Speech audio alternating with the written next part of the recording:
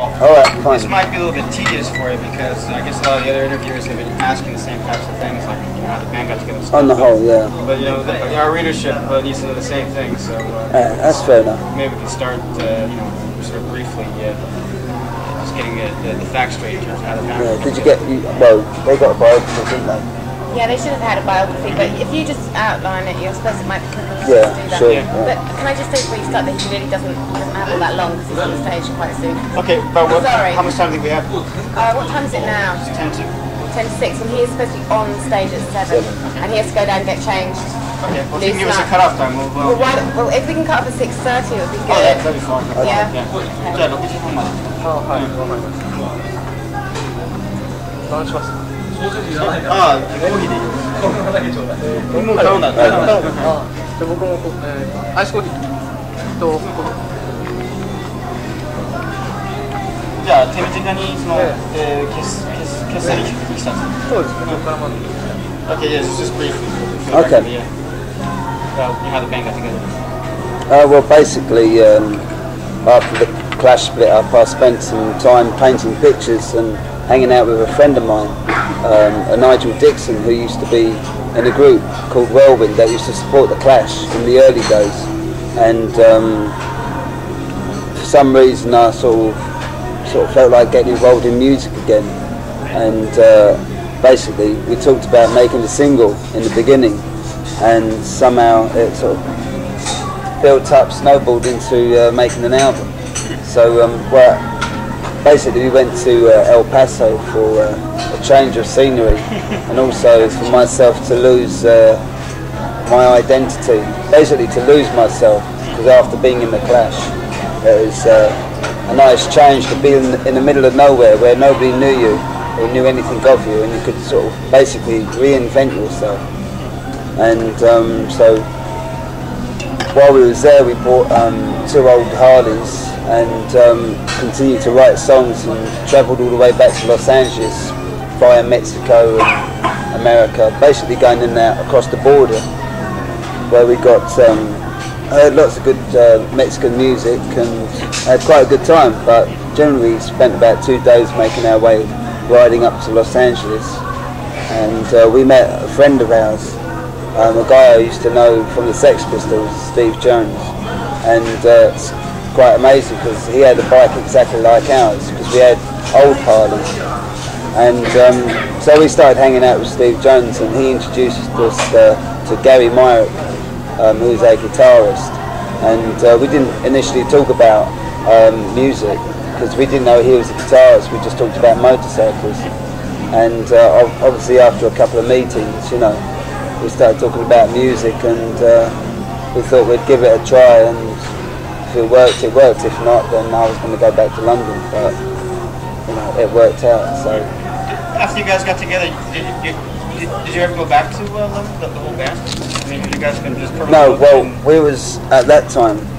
We were sort of located in Los Angeles for about 1.5 years, and then me and the singer came back to England and decided to continue the group there, and Gary followed afterwards. By the way, what I'll do is I'll summarize a lot of the interpreting so we can save time here, and it'll be interpreted more accurately later.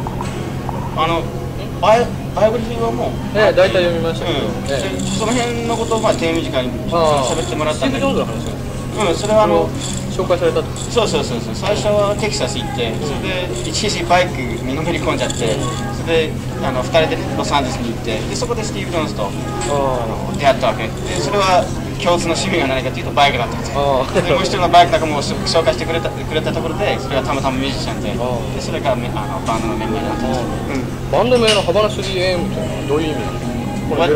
What's behind the name? Well, you probably need to hear the music to really fill in the spaces, but initially we spent ages trying to come up with the name. We had pages and pages, and in the end our manager came up with the name. She came up with the name of the group, and it fitted our style of music, and it was like the atmosphere was like Havana 3AM, sounded sort of quite intriguing. So we sort of plumbed for that one, and decided to go under that name, really, and I think our music in some ways incorporates the title, you know, in a loose way. Is that pre-Castro or post-Castro? It's whatever you choose, whatever political side of the fence you are, I suppose. マネージャーの方が決めた名前なんだけども、その音楽の雰囲気にぴったりだったっていうことで、まあなんとなくっていう、曖昧なっていう。彼はこのバンドを結成するまでに、ポール君は、6年ぐらいずっと音楽から遠ざかってましたけど、これはどうしたんですか？ So your sabbatical away from music was about 6 years long? My what, sorry? Your sabbatical away from your hiatus from the music scene was about 6 years? No, it's about 2 years. About 2 years? Yeah, about 2 years. And then, because the group's been going for about 3 years, but was mostly, first half was in America, and the second half of it started taking off in Europe, England, generally. いや、今度のバンドはもう3年間やってるから、遠ざかっていったのはまあほんと3年。その間は何やってた？そうですね。クラッシュ解散は何だった？クラッシュ解散は何だった？ So after the Clash split up, you had gone to El Paso then? No, when the Clash split up, I got involved in painting, which is what I was involved with before I was in the Clash. I was always a painter, and obviously being 18 years old and being stuck in a room for the rest of my life wasn't too appealing, so I decided to get a bit more involved in music. What kind of painting were you doing after the Clash? Well, before and after the Clash, I was sort of semi-realist, you know, sort of urban landscapes, and basically, you know, I'm influenced a lot by people like Stanley Spencer. He's a British painter in the 50s, and just generally British painters before the New York art scene came upon and wiped everybody away for a good number of years, you know, the abstract art and Rauschenberg and all them lot. Was this for just fun or for fun and profit? Or were you actually making No, it's just a desire to, I mean, to be honest, I'd much rather be remembered as being a painter than a musician. But, you know, it's the complexities of life, one has to, I mean, initially, the idea of being in a group seemed like a good way to expel a lot of energy, which you have when you're about 18 years old. And also at the same time I thought maybe it could finance me to do my painting rather than starving in an attic, which, you know, I've been through that and I don't quite enjoy it. I can't imagine anybody who would, but, you know, I'm dedicated to my art as well as working on music, you know. But I think, to me, art seems to have a bit more honesty and integrity about it than music generally, you know. It depends, you know, I think the Clash was sort of had a lot of integrity, you know, and self-dignity, you know. もともと画家志望なので、それでクラッシュが解散したらもう一遍その絵の方に、まあ一時戻ったと。それを聞いてます。あ、そうじゃあまあいいや。じゃあ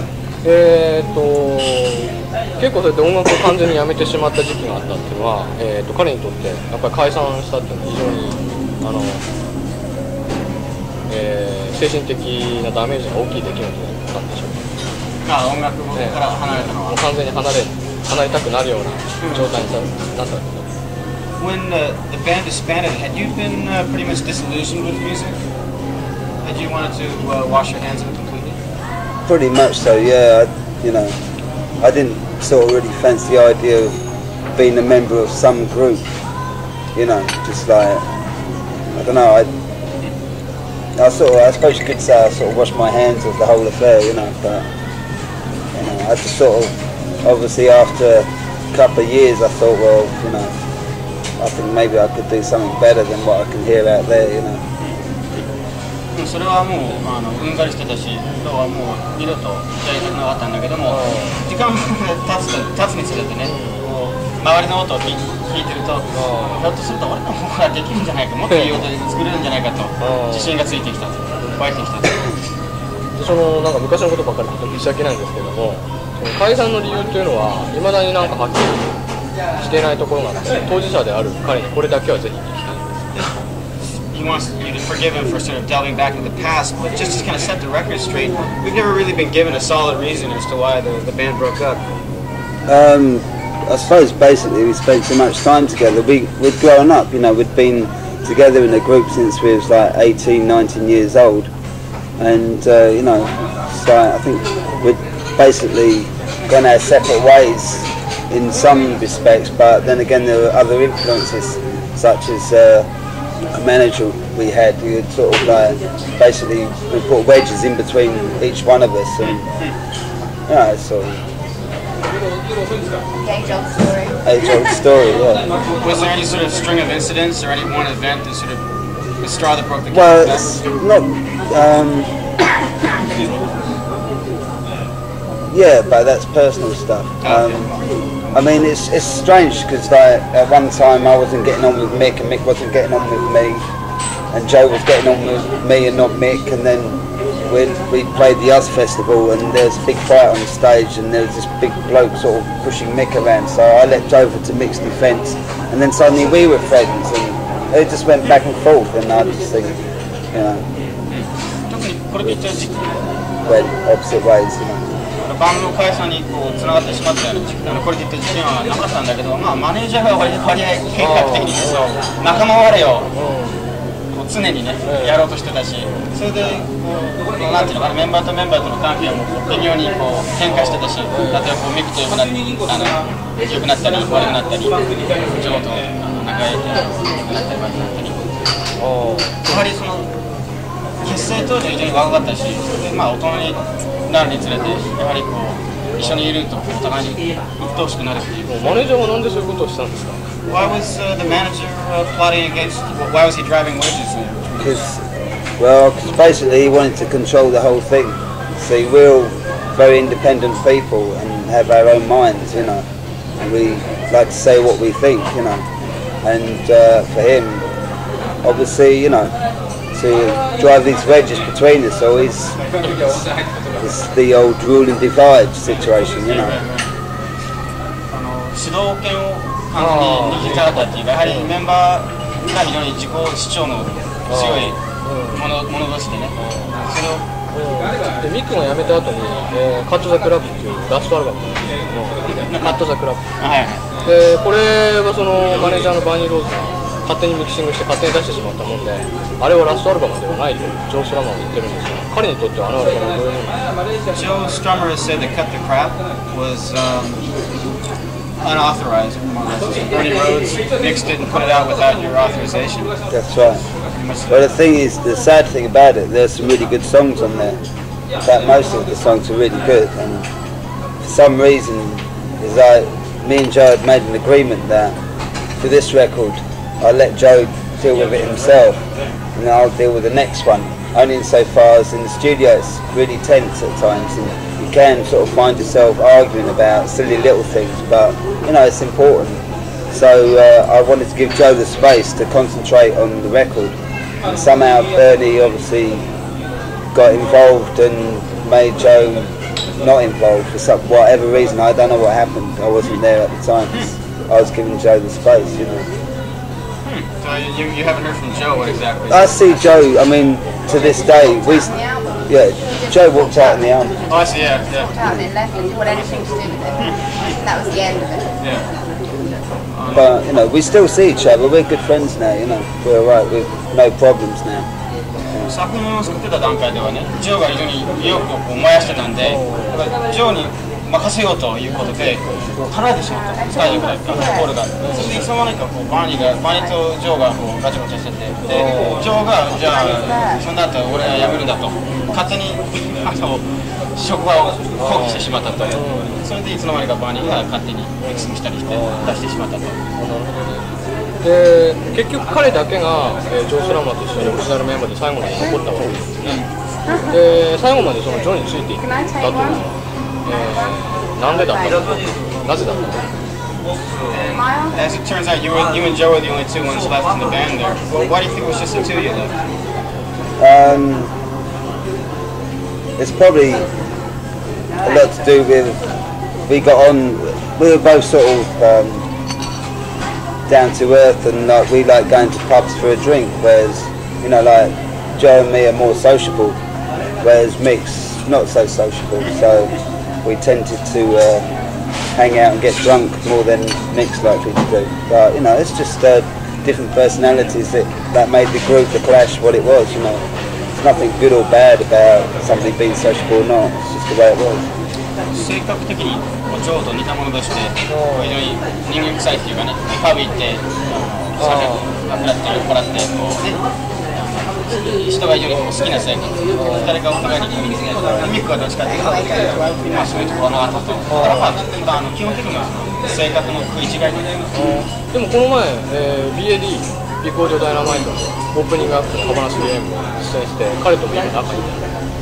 And you guys recently opened for Big Audio Dynamite. Yeah, we did a show together around Great Britain, and it's really good. You know, we had a good time, and you know, I think it was quite a contrast, our group and Mick's group, because Mick's musically in another direction to where we are. You know, so you know, it must have been quite interesting for the audience to see such a contrast between what Mick's doing and what I'm doing.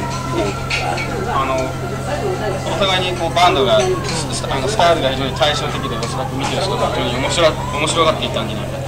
というかなんでそれは実現したんですかね。Well, how did that the pairing come about? Your band and his band. How did you open for? Our manager. I used to also work with Big Audio. I worked with Big Audio Dynamite for 6 years, and so when I started with Paul's group, I put the two together. I thought it was a good launching pad in the UK for Paul, because it's the Clash fan base that you're dealing with. We were giving them the rock element, and Mick was giving them the dance element, and I just thought it was a good idea to go on tour together. And I was working with both bands, so just hooked it up. Product of a sound marketing mind. Yeah, something like that. 6年間バンドの方仕事やってるから、音楽的にね、片方がロックで片方がまあダンス中心で、なかなか面白い空欄性じゃないかと。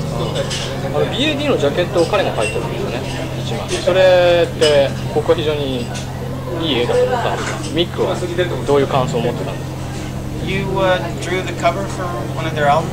Yeah, Tighten Up 88. Well, I painted it. You clarify that right here and now. Yeah, because a lot of people, from what I've heard from a friend of mine in Japan, he said that a lot of people think that I did the cover for Megatop Phoenix, and I didn't. That's the wrong album. I did the one for Tighten Up Volume 88. So just to clarify any confusion. He said he was very impressed by it. I hope you saw the right one. Hope you saw the right one. その君が言ってるアルバムはなんてやつ？タイトルアルバム。Yeah, he's got that one. But he was wondering what Mick thought of it. I guess he was pretty impressed with it. So he asked me to do it, and they put it on their album cover, so he must have been pleased with it. 一応ミックのご依頼により書いたもんだから、まあおそらく納得してくれた。で、今ジョーとミックとポールも3人それぞれの活動してるんですが、残りの2人の活動っていうのはどう思いますか？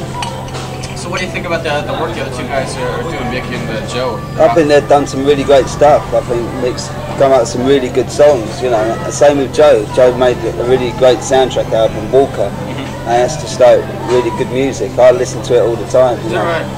Yeah, I like it. It's good stuff, you know. いや、もう2人とも大変素晴らしい音楽活動やってるし、で、個人的にもね、よく聞くと。トッパーって何ですか？ Do you know what Topper is? He hasn't got a group. He hasn't got a group at the moment. I know he did some session work for a French group called Telephone, but the last I heard he was busking in Leicester Square. Best left unsaid, I think. Yeah. なんかフランスのバンドの今グループはバンドには入ってないんだけども、フランスのバンドのレコーディングに参加したっていう話聞いたんだけど、あとはもうほとんどその街の中で演奏してるっていう、バスキングっていう。今までのこういう質問でお分かりだと思うんですけど、やっぱり私の今までクラッシュにこだわり続ける人間って非常に多いわけで、そういうのっていうのは今振り返ってみてどう思うか、そういうのは非常にプレッシャーとして感じる。He was wondering, you know, I mean, here we are sort of going back where all these sort of past. And the past, going through the Clash files here, you notice that there are a lot of people like myself who are kind of still caught up in the Clash. Is this kind of a burden to you? Is this sort of a luggage you have to kind of carry around with you? It's if it was something I was ashamed of, then it would be. But I've got no regrets about what happened in the past, and in some ways it's a help. Maybe if I wasn't in the Clash and I was just some group that came out of nowhere, maybe we wouldn't get as much attention as we get. To be totally honest, まあ全くその加工のことに関しては悔いはないし、例えばね、悔いがあるようなことをやったとすれば、おそらくそれが重荷になるだろうと、君のようにね、私に今までにこだわっている人間がいるということに関してはね。だけどまあ非常にこうまだに誇りに思っていることなんで、何もね、負担にはなんとかできない。ハバナ 3AM と全く違うバンドをやるにあたって結構それは障害としてはなってきてないだろう。まず最初にポール・シメノンのバンドであるとポール・シメノンのバンドみんなまず思うそういう先入観から必ずみんな入ってくるのでそこら辺でやりにくさを感じる。You don't think it's I would imagine that before people even give your band a listen, they're going to think of it in terms of Paul. They're going to think of it as Paul's band, Paul of the Clash. That won't get in the way of things. Well, I mean, that's the way it is at the moment. But thing is, things will even out for the other members of the group once we get a record out, because then people will be more interested. I think the barriers will break down a bit more, and they'll be more interested in the group Havana 3AM rather than what my past is or anybody else's past as it goes. Yeah. That's what we hope. We hope. Obviously, you hope that. They get interested in the beginning because of Paul and the Clash, but that hope is if the group, which we believe is good enough, then eventually that fades, and eventually people just want to know about the new group, and then that should reflect on the other members. They'll start wanting to know what they're all about. That's just a process. I mean, we went through the same thing with Big Audio Dynamite, and after like the first couple of years, then suddenly they want to talk to John Les and they want to talk to a few other people. It's just something that you have to. Eventually, if your group's good enough, it's going to even out. You just got to come up with the good. But it opens the doors. I mean, that's without a doubt. It seems like Mick didn't have any problem with that. He seemed to make the transition so smoothly. As a matter of fact, now believe me, we had a big problem with that. I mean, because when Mick's group started, it was really the first group after the Clash. And so for the first couple of years, every interview. But you see, Mick was very adamant that he won't ever talk about the Clash. All right. He won't do it. Like Paul will sit here and fill you in on a bit of information.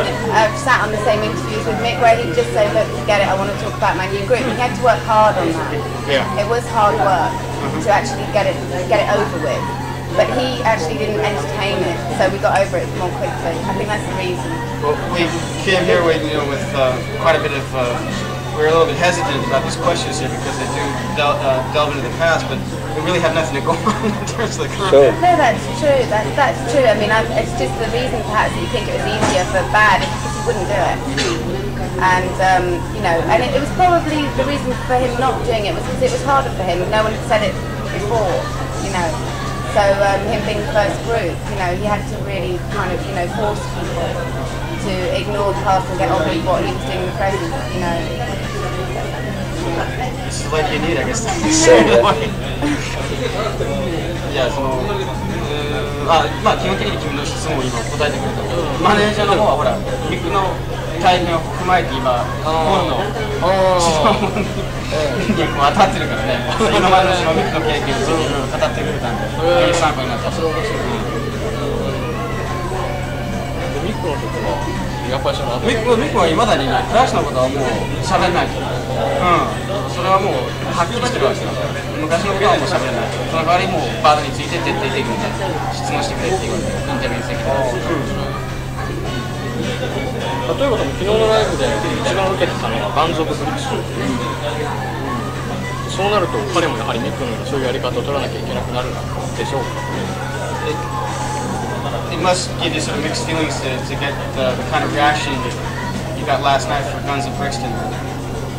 Well, yes, it's nice to get a reaction, and really the only reason we do that song is because we haven't got an album out and nobody's familiar with the song, so I think it's nice to give people a taste of something that they're familiar with, and for that reason alone, you know, it's a good standing point, you know, to say, well, you know, these are our songs, and here's a song that you might be familiar with, and here's some more of our songs, you know. And it beats the hell out of Johnny B. Good. In some ways, yeah. まあ何しろ客はね、彼らの歌は知らないから、だからまあなるべくそのまあ知らない曲は何曲かやらないと、まあ It's like a reference point, really. まあポイントになるわけです。で、あの曲というのは今ビーツインターナショナルサンプリングして使ってるの知ってますか？Beats International has sampled that track, right? Yes, they have too. And we're sort of Oh, that's good. No, we're in a big fight with them. Was it right? They did it without any sort of... Oh, yeah. They did. Without even giving a credit. Was it right? Absolutely. And they came to me after the record had come out, when obviously all the press and everybody picked up that it was Paul's bass line. And after that they came and said, oh, we want to, you know, sort you out amicably. And that was 6 months ago and they still haven't done it. So it's turning into a pretty bitter argument at the moment. Because we would have been happy, I mean, it's not a financial argument, we would have been happy if they had just credited the fact that they took it from Paul. I mean, they had a #1 single, and essentially it works out that Paul wrote half that single, you know, the whole bass line is throughout it, and it's his performance, they sampled it, and without the fact that they didn't credit it, I think it's incredibly rude and incredibly wrong. So, you know, we're trying to sort that out with them, but it's proving really difficult. They're not being very nice about it at all. So we're not actually very happy with Beats International in this matter. かなり前からそれは分かっててね、一段しようっていう話になったわけ。やっぱり分かったんだ。で、クレジットもなしに、まあクレジットさえね載せてくれれば納得したのに、一段しようとしないし、全然こう。協力的じゃないから、いずれはまあ戦おうってなるであろう。彼は曲は聴いたんですけど、その曲。If you heard the actual track? Yeah, well, it's #1 for 6-8 weeks. So I heard it every day, you know. With mixed emotions, I'm sure. Yeah, very mixed emotions. Or was it outright well, negative anger? It was like, it's nice to have a #1, but to have no credit, you know, it's sort of a bit unfair, really, you know. もう1位になってたんだよ、8週分、毎日のように聞いてたんだけど、ナンバーワンになってくるのはいいんだけど、人の曲じゃないから、非常に複雑な気持ちになって。でもあの曲というのはもう10年ぐらい前の曲で、今でもあのベースラインを聴くともうやっぱり全然古臭くないし、かっこいいんですよね。自分ではどうもやはり間違ってなかったみたいな、そういう。You know, it's kind of amazing because the bass line does sound as fresh now as it did back then. So I guess I'm a good bass player, maybe. After all, I always thought I wasn't a musician. もう前から自分がミュージシャンじゃないと思い込んでたので、やはり非常にうまいベースプレイヤーだと自信を持ってしまった。じゃあああいうシーン自体はどう思うか、ハウスシーンと。What do you think of that entire sort of scene, the house?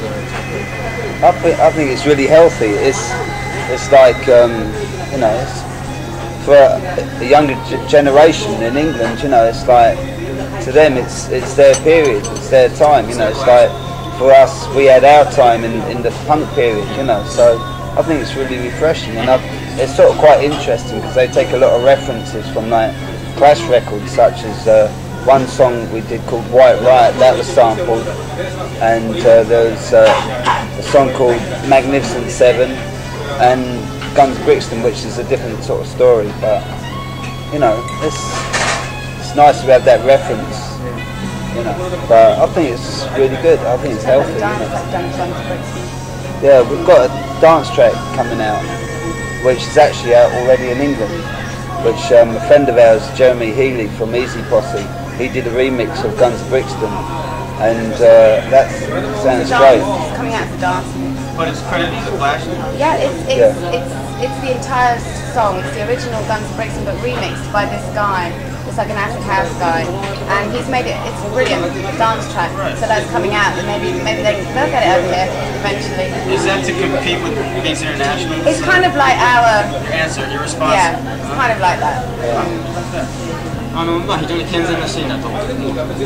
おそらく僕たちにとって、パンクが青春がパンクだったと同じように、今の若者にとってはそのハウスが青春だという非常に健全な動きだと思うけども、でしかもその、パンクの音をこうサンプリングしたりして、そういう非常にありがたいこともやってくれてると。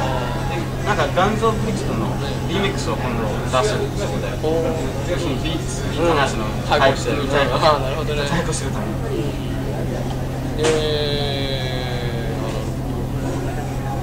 で音楽の方法論自体で共通点とかそういうのを感じないというか、彼らはレゲエとかウエスタンとかビートロックをみんなごちゃ混ぜにしてるの、そういう面白いサウンドスタイルというか。She says that maybe you share something in common with the house people, and that even the Clash sort of dealt with a wealth of styles. A lot of the stuff you guys tried reggae, Western, the house is pretty much that. A mixed bag of styles. So I guess you share that in common. It's sort of a nod to the past. Yeah, you know, you have your references from the past, and you know, it's like around 3 AM, you know, we've got elements of reggae, Latin and stuff, and we sort of combined them in such a way that, you know, it sounds like a fresh group, you know, it's like a fresh sound, you know. I mean, initially, at the beginning of Havana 3 AM, I wanted to find like a singer who had like a 50s style voice, and I found one in Nigel Dixon, and I wanted to find like a guitarist who could give me sort of like the Venture style twangy guitar. So we got one of those, and we got electronic drum kit, and Travis Williams, he plays electronic kit and all that. So at a push of a button we can have a Latin kit, push another button we can have a rock and roll kit or a reggae kit, and it's so flexible. And with my input in terms of reggae type bass lines and reggae punk type bass lines, it makes an interesting formula, you know. ハワナ CM をもういろんなスタイルを入れてて、そのメンバーの人選にあたってもね、そういうことを頭に入れて、例えばその昔のベンチャーズのギターのようなプレーをできるようにギタリストをわざと探したし、どういうの変わってね。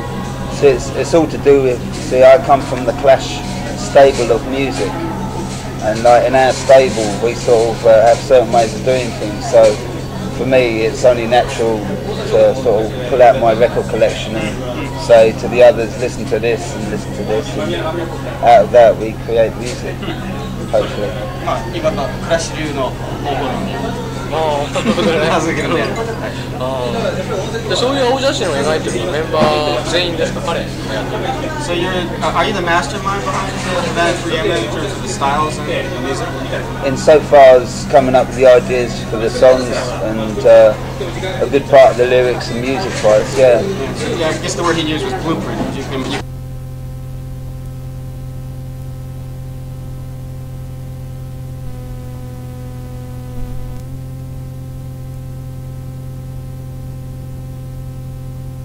In Britain right now that you're very interested in? I heard there was the Stone Roses did quite a good song I heard on the Top of the Pops, you know. But I mean, I don't really listen to the radio much, you know. And maybe I tune into Top of the Pops every so often to see what rubbish is going on. But sometimes there's some good stuff on there, you know. But Stone Roses seem quite interesting. They remind me very much of like an early 60s group insofar as their haircuts and the way they look, but you know, there's some good groups coming out, you know. 日本で結局レコーディングすることになったその経緯どういうの What brought you guys to Japan to do your recording here? Well, we thought Kashirogan it's his fault. But you know, it's we was dealing with stuff in London in terms of record companies, and we thought it'd be a good challenge, you know, because suddenly you know, we were saying that we could go to Japan and be called, or else do it in London, and we thought it'd be quite a challenge to go to Japan, you know. So Portrait Records is the label that brought us here. The idea came from Japan. Well, basically, yeah, I was approached with an idea through